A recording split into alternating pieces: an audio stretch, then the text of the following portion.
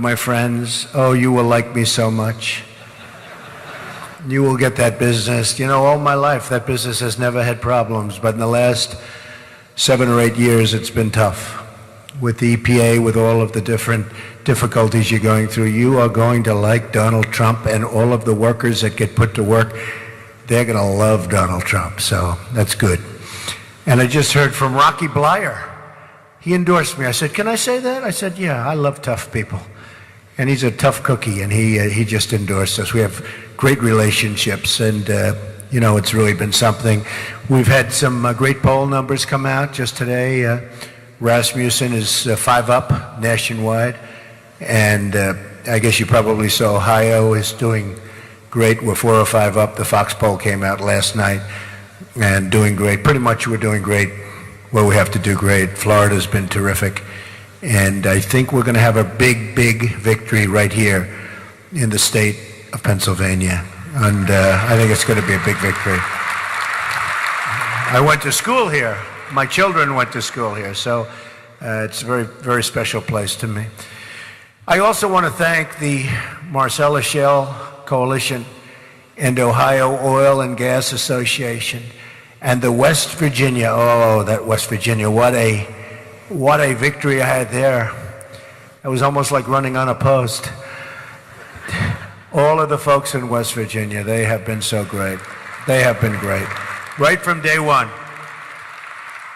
And now it helped when Hillary made the statement, I'm going to put all those mines and miners out of business. That was not a good statement to make. Maybe she knows something I don't know. But your organizations represent tens of thousands of jobs for hardworking Americans. Let me also recognize a really good friend of mine, an amazing guy, Harold Hamm. Where's Harold? He's here someplace. There he is. What a great guy. I spent a half an hour with Harold and dozens of hours. I mean, I spent so much time with all of these different folks, but I learned more in a half an hour with Harold Hamm than I made with all of the consultants put together. That I can tell you. But they tell me that a Republican can't carry the state of Pennsylvania. Wait till you see what happens here. Wait till you see.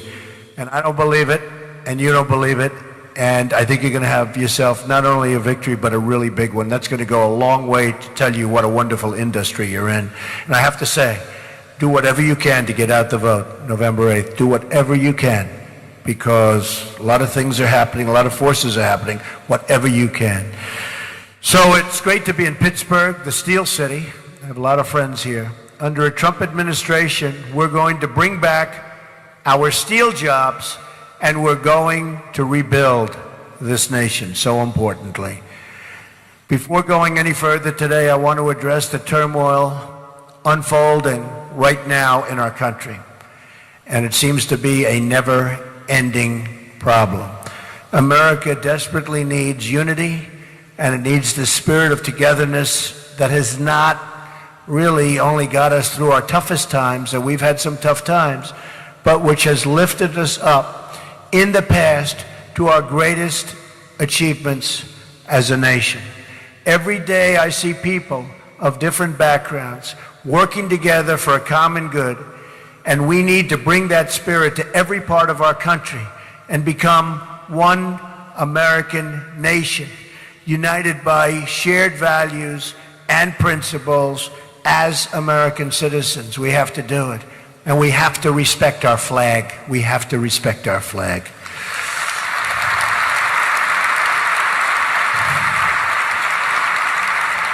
We all have to walk a mile in someone else's shoes, see things through their eyes, and then get to work fixing our very wounded country. I mean, we have some real problems, and we do have a wounded country. Many Americans are watching the unrest in Charlotte unfolding right before their eyes on the TV screens. Others are witnessing the chaos and the violence firsthand. Our country looks bad to the world, especially when we are supposed to be the world's leader. How can we lead when we can't even control our own cities? We honor and recognize the right of all Americans to peacefully assemble, protest and demonstrate. But there is no right to engage in violent disruption or to threaten the public safety and peace of others. Every single American in our country is entitled to live in a safe community. The violence against our citizens and our law enforcement must be brought to a very rapid end. The people who will suffer the most as a result of these riots are law-abiding African American residents who live in these communities where the crime is so rampant. It's their jobs, housing markets, schools, economic conditions that will suffer. And the first duty of government is to protect their well-being and safety. We have to do that. There is no compassion in tolerating lawless conduct. Crime and violence is an attack on the poor and will never be accepted in a Trump administration. Never, ever. Our job, thank you. Our job is not to make life more comfortable for the violent disruptor, but to make life more comfortable for the African American parent trying to raise their kids in peace, to walk their children to school, and to get their children great educations. We have to cherish and protect those people. For every one violent protester, there are thousands of moms and dads and kids in that same community who just want to be able to really to sleep safely at night, to be able to walk on the streets, to be able to go to the grocery store. More law enforcement, more community engagement, more effective policing is what our country needs, and we need it quickly. Last year, we saw a 17% rise in violent crime in our 50 largest cities. Homicides are up nearly 50% in Washington, D.C., and more than 60% in Baltimore. More than 3,000 people have been shot in Chicago so far this year from January 1st. Can you believe that? Nationwide, approximately 60% of murder victims under the age of 22 are African American. This is a national crisis, and it's the job of the next president of the United States to work with our governors and mayors to address this crisis and save African American lives. Look at the example that we had in New York of Mayor Rudy Giuliani, who's been a tremendous person for me, a friend of mine for a long time, and a big endorser, big endorser. The policies he put into place ultimately brought down crime by 76% and murder in New York by 84%.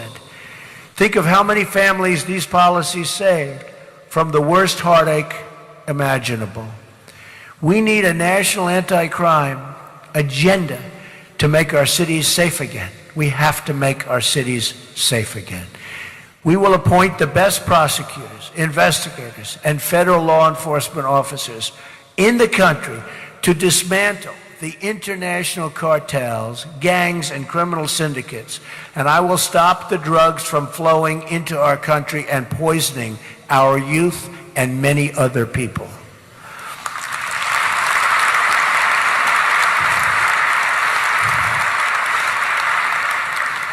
And if you're not aware, drugs are a very, very big factor in what you're watching on television at night. My administration will work with local communities and local officials to make the reduction of crime a top priority.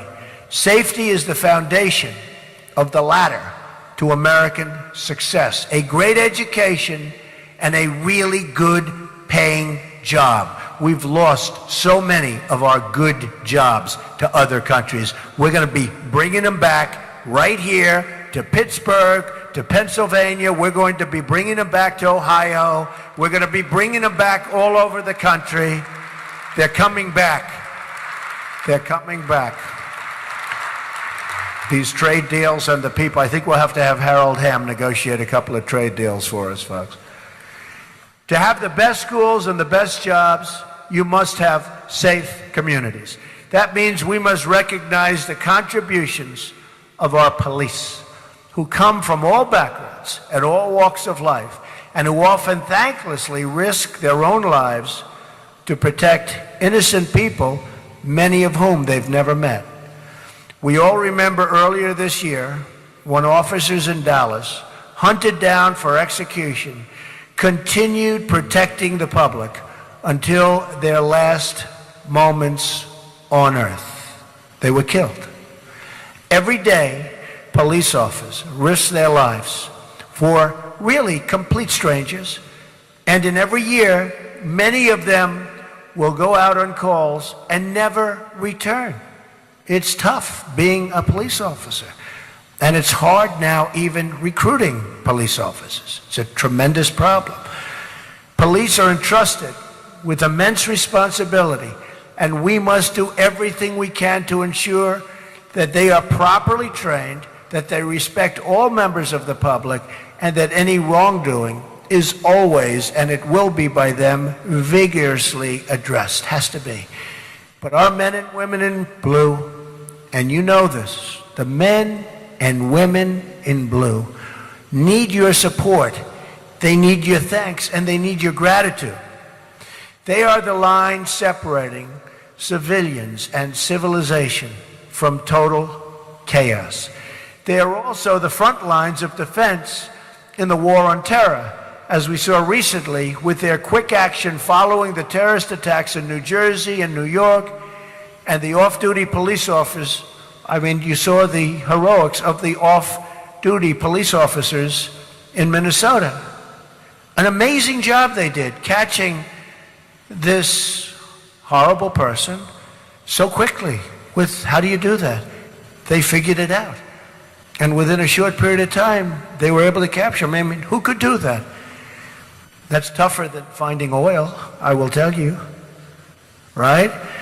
In addition to providing safety, we must provide economic opportunity, and that begins with school choice and leads to a secure job with a rising income.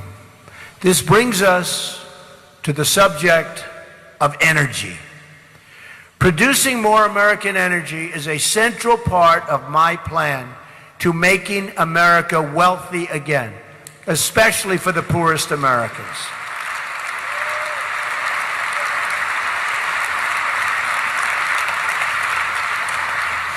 I knew I'd have to make that statement in order to get you guys a little bit enlivened.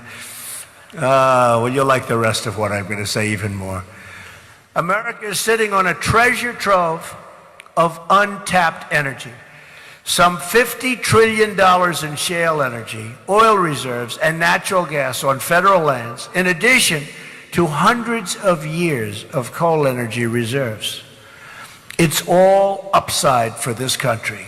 More jobs, more revenues, more wealth, higher wages, and lower energy prices.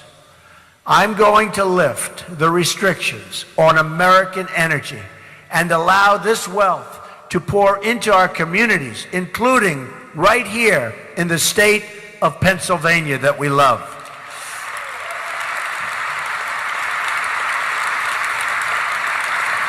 According to the Institute for Energy Research, lifting the restrictions on American energy, including shale production, will accomplish the following. Increase GDP by more than $100 billion each year. That's good music. Add over 500,000 new jobs annually. Increase annual wages by more than $30 billion over the next 7 years. Increase federal, state, and local tax revenues by almost $6 trillion over 4 decades. Increase total economic activity by more than $20 trillion over the next 40 years. In addition, we will streamline the permitting process, which probably makes you happier even than when I'm going to say we're lowering taxes. The permitting process in your industry is a disaster. It's a disaster. Every friend I have in your industry, they tell me it has become horrible with the EPA. So we're going to take care of that. and all energy infrastructure projects, including the billions of dollars in projects held up by President Obama, billions and billions held up, creating countless more jobs for our country in the process. Overall, my entire economic plan, tax reform, regulatory reform, energy reform, and trade reform, will create at least 25 million new jobs over the next 10 years, assuming an average growth rate of 3.5%. And I believe we can reach beyond actually 4% growth. Why not? And just so you know, when China does 7% or even 8%, it's a major panic in the country. They then start devaluing, of course, and they get their numbers up, much to our chagrin. My tax plan includes a 15% business rate. Think of that. So that we're reducing taxes from 35% all the way down for business to 15%, turning America into a jobs magnet. Hillary Clinton would raise taxes on some small businesses as high as 45% and probably even higher than that. And as far as regulations are concerned, it will be beyond anything you're experiencing right now.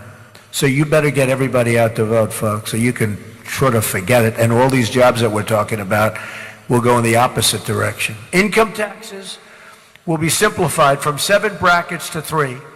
And middle-class Americans will get a major tax cut, including child care deductions and tax-free child care savings accounts. My plan includes the elimination of all unnecessary regulations and a temporary moratorium on new regulations not compelled by Congress or public safety.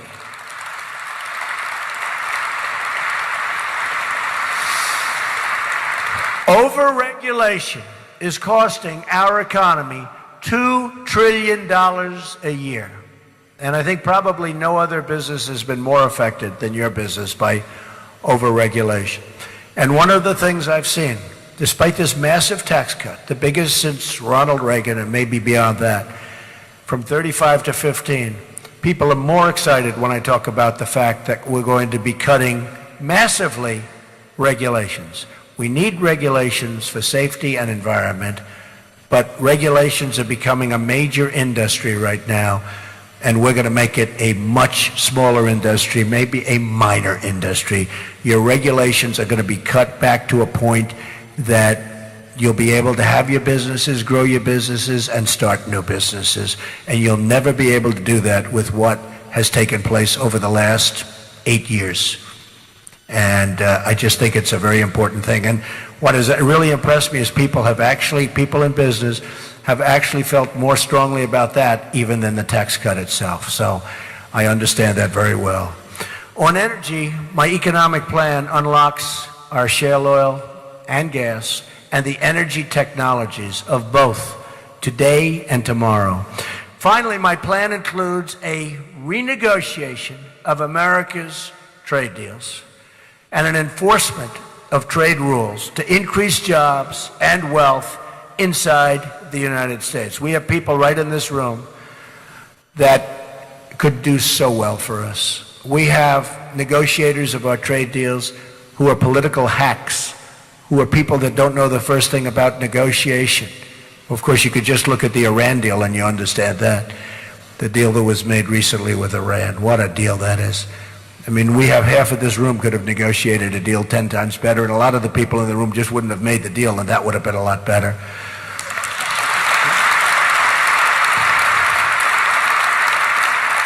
But they did something that you folks, even Harold Hamm, never saw before.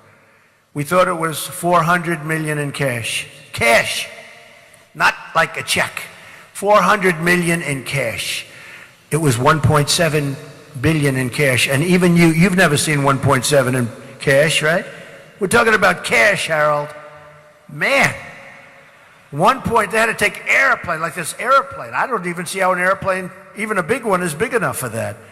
I would like to see that someday, 1.7 billion in cash, but it had nothing to do with the hostages, right?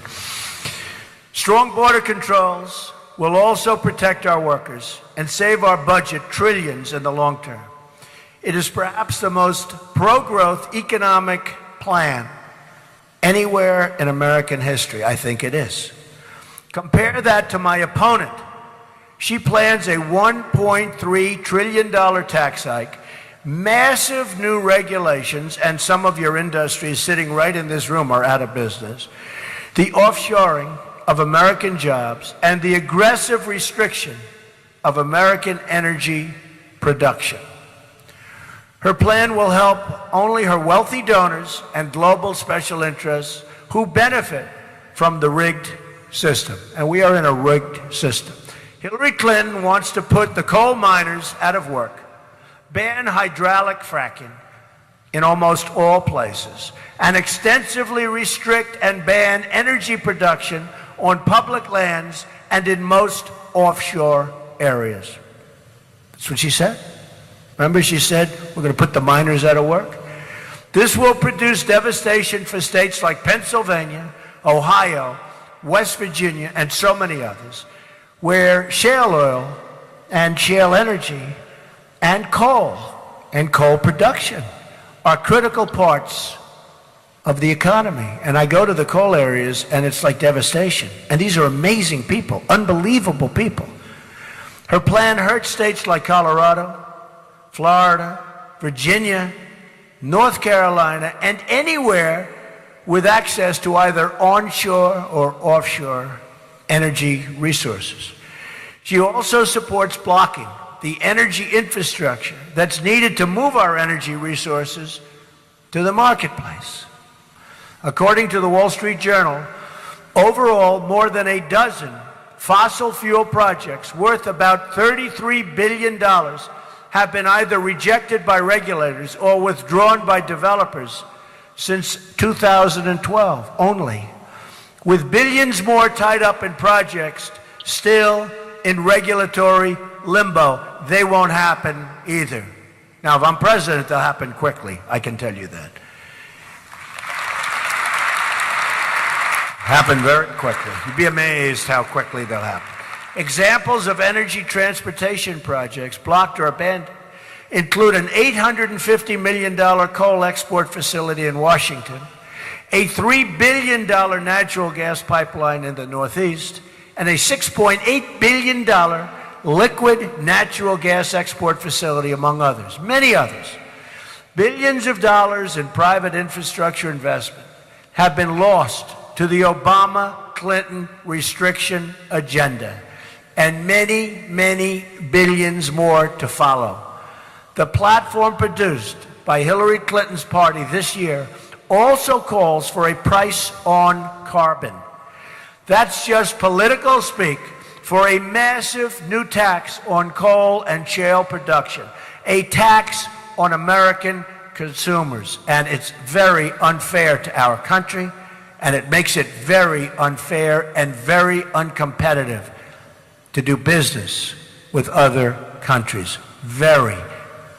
It makes it so tough to compete with other countries. And remember, every energy dollar that isn't harvested here in America is harvested instead in a foreign country. Often foreign countries not very friendly to us. That not only means, so true, that not only means that we're sending our jobs to those countries, but it means that energy is being produced in foreign countries that lack our high environmental and conservation standards, which we want to keep. That is just one more reason why we should pursue the safe and responsible production of America's vast energy resources and reserves. We need an American first energy plan. It's going to be, from now on, America first.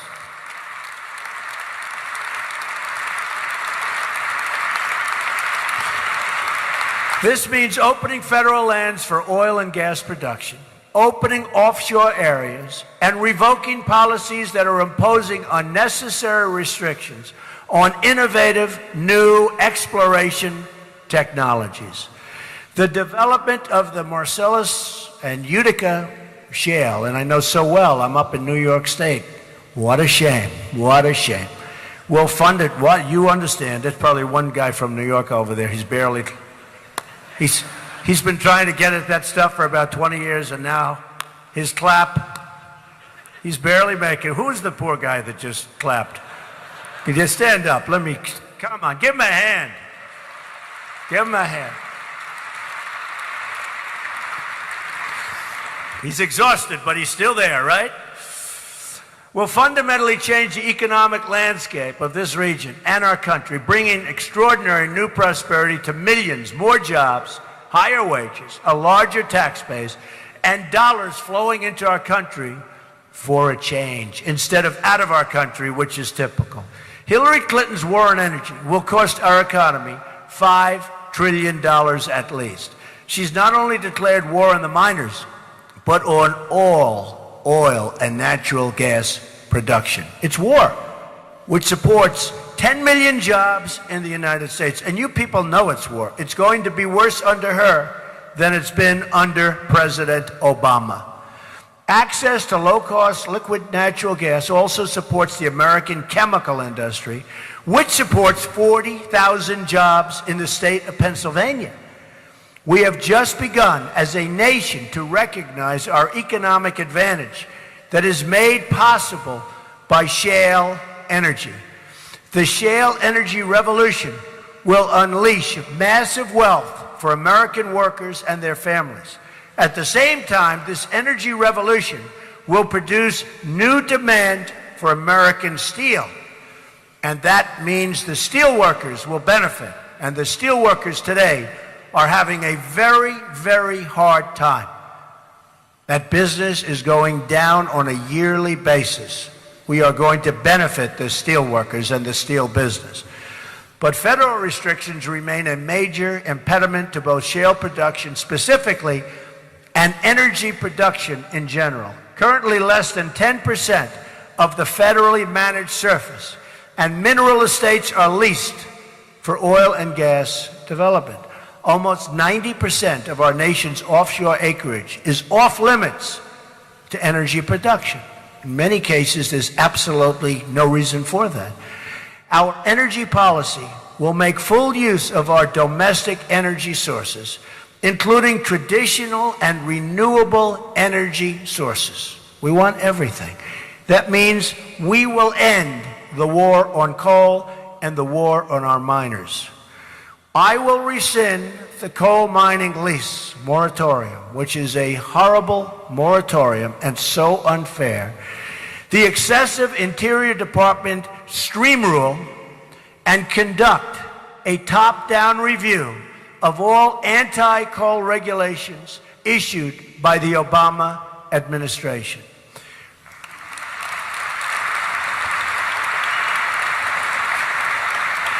We will eliminate the highly invasive Waters of the U.S. rule and scrap the $5 trillion Obama-Clinton Climate Action Plan and the Clean Power Plan. These unilateral plans will increase monthly electric bills by double digits without any measurable improvement in climate whatsoever. Very unfair to our people and our workers. I will refocus the EPA on its core mission of ensuring clean air and clean, safe drinking water for all Americans. That's what we want. I believe firmly in conserving our wonderful natural resources and beautiful natural habitats. My environmental agenda will be guided by true specialists in conservation, not those with radical political agendas that are putting our country behind the 8 ball.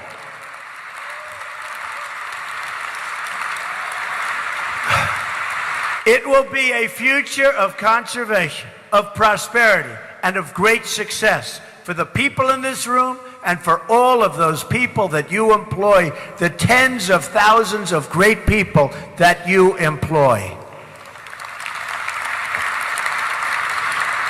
It will be a future of new technology, new innovation, and new solutions. It will be a future we can achieve together, beginning with a victory on November 8th. Get out and vote.